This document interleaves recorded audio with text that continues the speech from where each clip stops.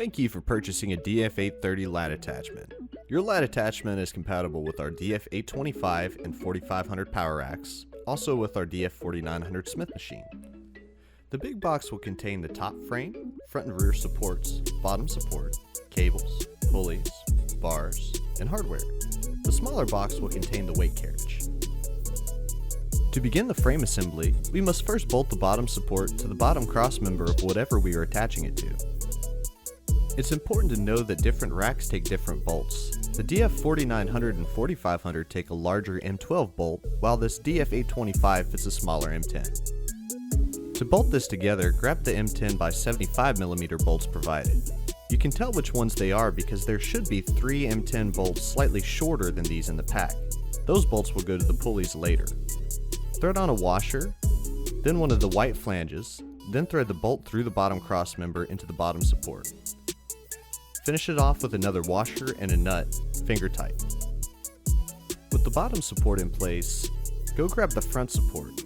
Notice that there are 2 holes in the bottom of the flange. The first hole that exits into the tube will slip over the lineup dowel on the bottom support.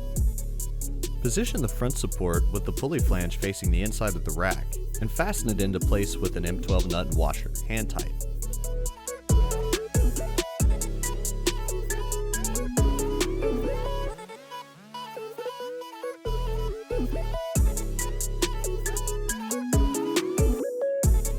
Next, grab the rear support.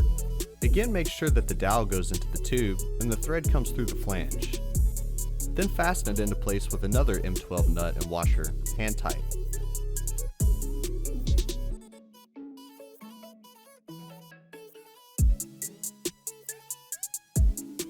With the front and rear supports on, it's time to slide the weight carriage onto the rear support.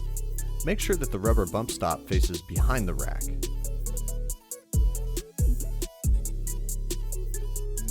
The next step is to install the top frame.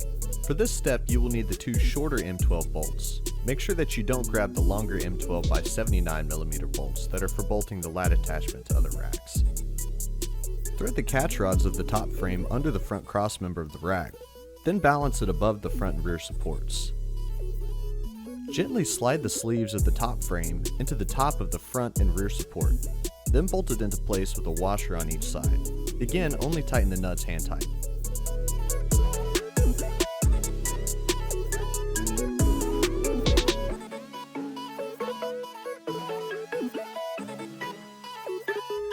With the top frame bolted to the front and rear supports, it's time to attach it to the top of the rack. This DF825 takes the same M10 bolts as the bottom. The DF4900 Smith machine will take the extra long M12 bolts, and the DF4500 will take the medium length M12 bolts. Thread the bolts through a washer, then a flange, then the top cross member, then through the flange on the top frame. Then add your nut and washer.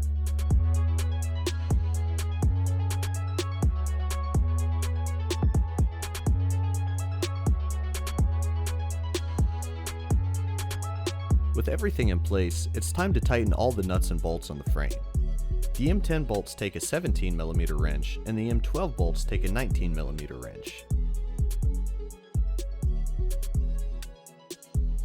Some customers have trouble tightening bolts down because the nut gets harder to tighten after a certain point. This is due to the nylon insert in the lock nut. It's important to tighten the bolts through the nylon insert in the lock nut. The plastic in the nut helps keep it tight, hence the lock part of the word lock nut. You must use the wrench or a socket on both the bolt and the nut to achieve this. With the frame tight, it's time to install the cables. It doesn't matter which one you use. Thread the crimped eyelet side of the cable through the front slot in the top frame and pull it out through the rear slot.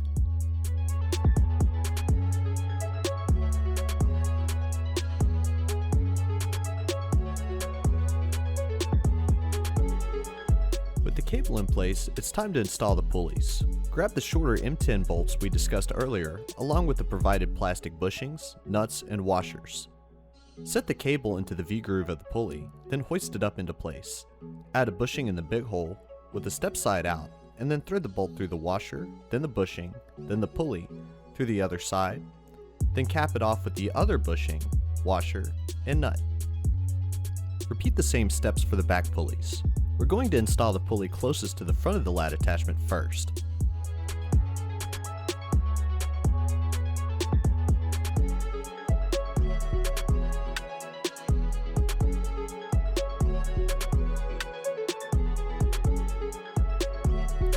Once the pulley is in place, move the cable back and forth to make sure it is still seated in the V-grooves of the pulleys.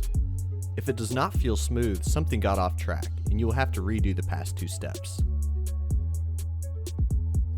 With the first 2 pulleys installed, it's time to grab the big pulleys and put together the floating pulley assembly. Using the short M10 bolts and washers, thread it through the single hole in the pulley flange. After that, the pulley, then the other flange, followed by a washer and nut. We're only putting together half of the floating pulley assembly at this time. Thread the cable under the bottom of the floating pulley, making sure to keep it in the groove. Then place the cable on the groove of the small pulley and push it up into the top support. The cable should go under the floating pulley and over the small pulley to exit toward the back of the lat attachment.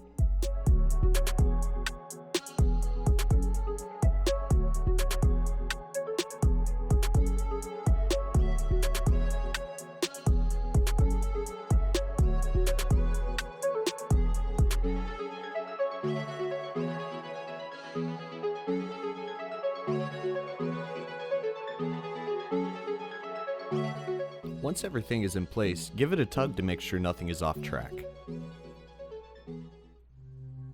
Finally, attach the upper cable to the weight carriage with a snap hook.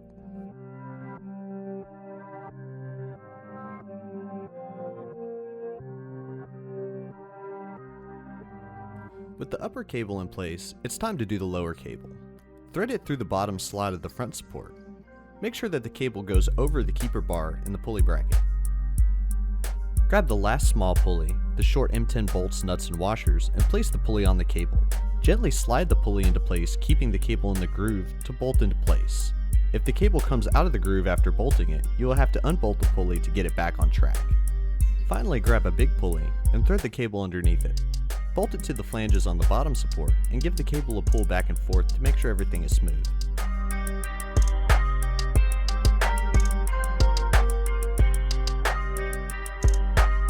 At this point, it's time to attach the bottom cable to the tab on the front support with a snap hook. Then grab the last big pulley, thread the bottom cable over it, and feed it up into the floating pulley assembly. Be careful to make sure the cable stays in the V-groove on the bottom support pulley. Pull the bottom cable tight and bolt the bottom pulley into the floating pulley assembly. If there is any extra slack in the cables, move the bottom pulley up a hole until everything is tight. Make sure that the weight carriage is still resting on the bottom support. If it is suspended by the cable, you have it all too tight.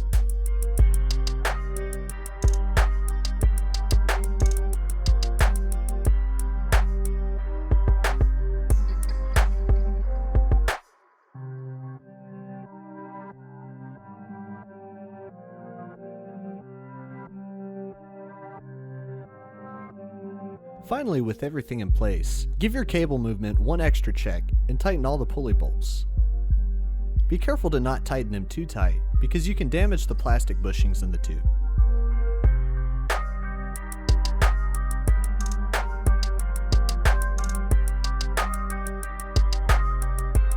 Cinch down the bolts on the floating pulley assembly, checking cable movement along the way. Finally, tighten the pulleys on the bottom of the lat attachment.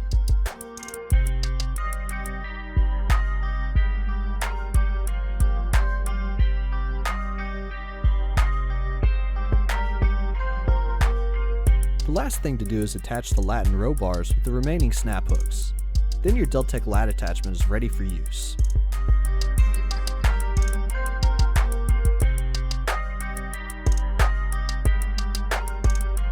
Thank you for choosing Deltech Fitness.